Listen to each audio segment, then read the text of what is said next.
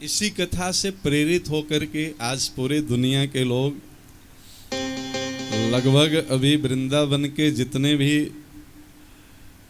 बड़े बड़े कथाकार का नाम आप जानते हैं, सब गया जी में आपको विराजमान मिल जाएंगे। कुछ गया जी में, कुछ बोध गया तक पूरे 15 दिन,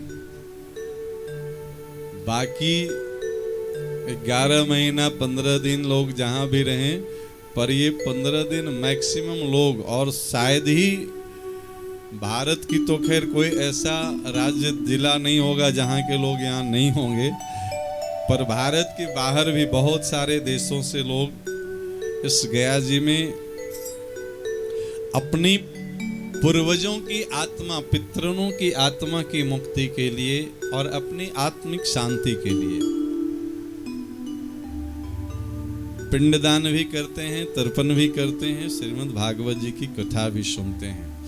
और उसमें बहुत बढ़िया प्रेरणा स्रोत का काम करती है ये आत्मदेव की कथा।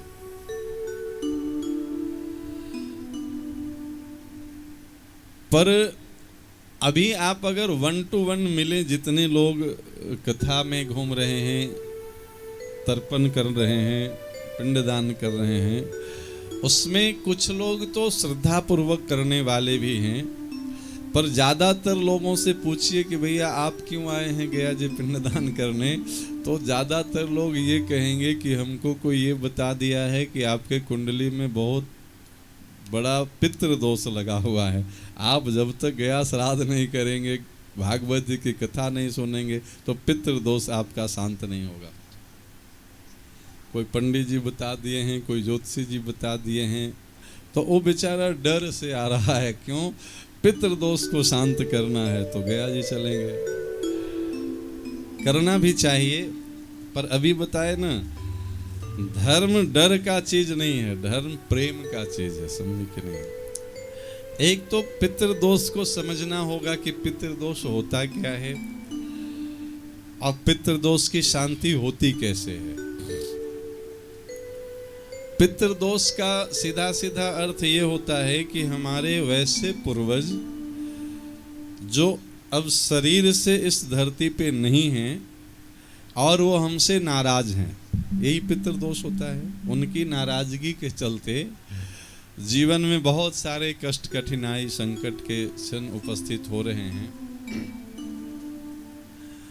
उनकी शांति के लिए गया श्राद्ध करें, तर्पण करें, भागवत जी की कथा सुनें, और इससे पितृदोष से मुक्ति होती है।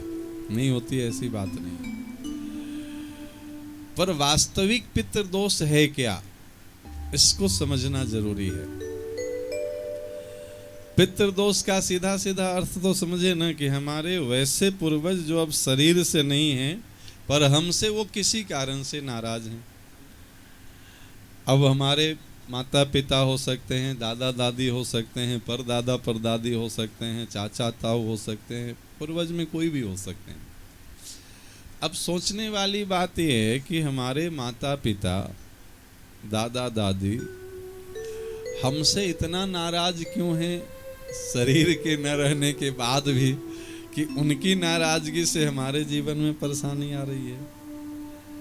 माता पिता तो जीवित अवस्था में भी कभी अपने बच्चों का अहित नहीं चाहते हैं, तो मरने के बाद वो अपने बच्चों का अहित क्या चाहेंगे बताइए?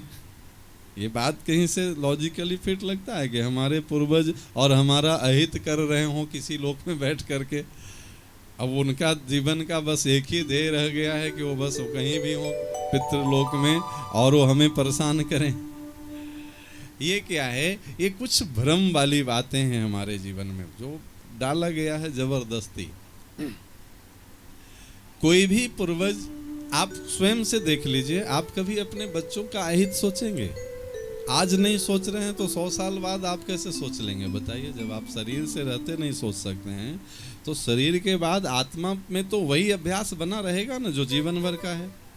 लोग जीवन भर भजन इसीलिए तो करते हैं कि भजन का ही अभ्यास लेके शरीर छूटेगी तो भगवान में ही मन लगा रहेगा। तो जीवन भर बच्चों में प्रेम लगा हुआ है, तो शरीर के न रहने के बाद बच्चों में प्रेम नहीं रहेगा, ऐसा बात थोड़े है।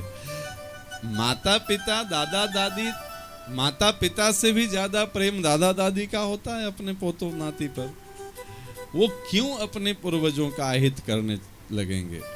कोई भी पूर्वज अपने अगली पीढ़ी का अहित न तो चाहते हैं न तो करते हैं,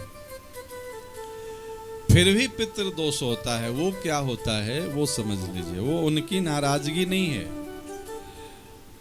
वो हमारे कर्तव्यों में कोई चूक रह जा रही है। हमारे कोई ऐसे पूर्वज जिनके प्रति हमारे जिम्मेवारी जो होनी चाहिए वो हम नहीं निभा पा रहे हैं, ये हमारे कर्म का दोष है, उसे पितृ दोष कहते हैं।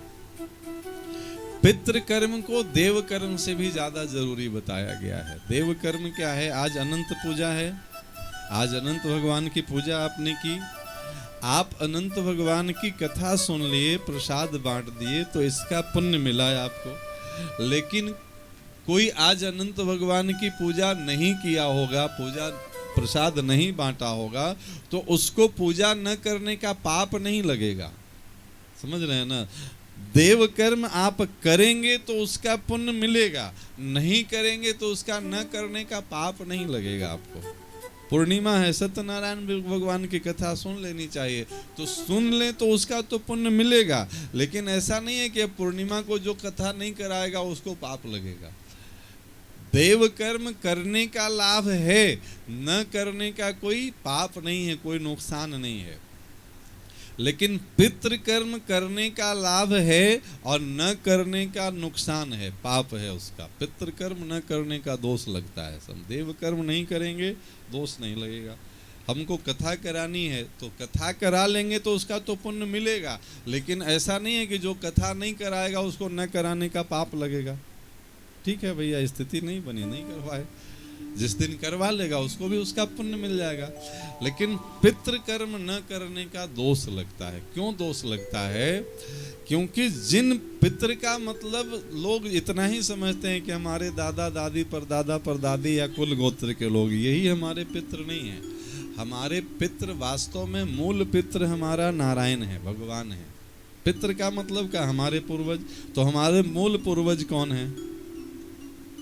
आपके पिताजी, उनके पिताजी, उनके पिताजी, उनके पिताजी, आप सबसे अंतिम पिताजी तक पहुंचिए तो पता चलेगा कि सृष्टि की उत्पत्ति कहाँ से है।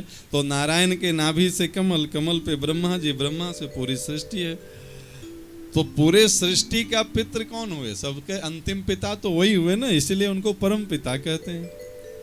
और इसलिए पितृकर्म कहाँ होता है? विष्णु पद में ही होता है। आपको वहीं पहुंचने से शांति मिलेगी। ठीक है ना? आप कितने पीढ़ियों को याद करके नाम का लिस्ट लेके जाते होंगे, लोग गया श्राद्ध में जाते होंगे, 2-4 पीढ़ी का लेके जाएंगे, और उनके बाद वाले का शांति कैसे होगा? तो फिर उनके नाम से ऐसे ही कर देते हैं, ब्रह्मा स्वरूप, विष्णु स्वरूप, शिव स्वरूप। लेकिन वास्तव में अगर आप देखेंगे तो मूल में सबका पितृ परमात्मा ही है। पितृ